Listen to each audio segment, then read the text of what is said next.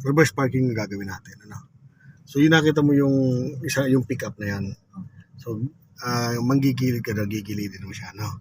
Hanggang sa malagpasan mo lang yung peta ng sakyan na yan. Okay? So, sige. Try natin parking. O, kabi ka na dito sa kaunting kanan lang. Sige lang. Sige lang.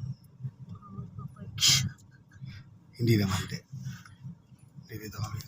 Okay. So, gilid ka lang dyan. Gilidin mo lang yan. Sige lang. Ipunta ka ba doon? Yan. Iba. Ipunta yan.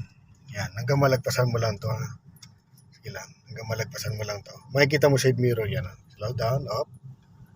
Kaunti pa. Okay, stop. Yo. Okay. So, kitang-kita mo na yung putal niya, no? O, sagad manibela mo dyan. Oo, papunta dyan siya sa kaliwa kasi papunta yung kaliwa.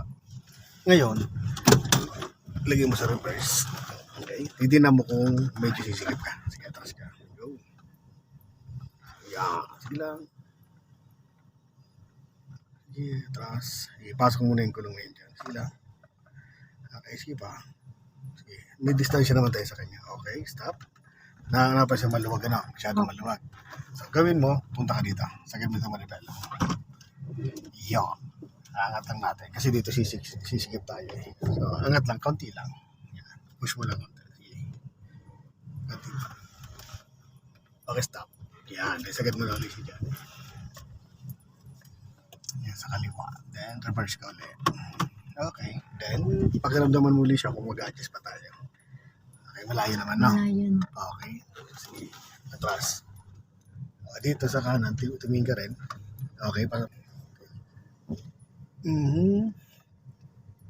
Yan, hanggang pumunta lang. Diretso lang. Yun.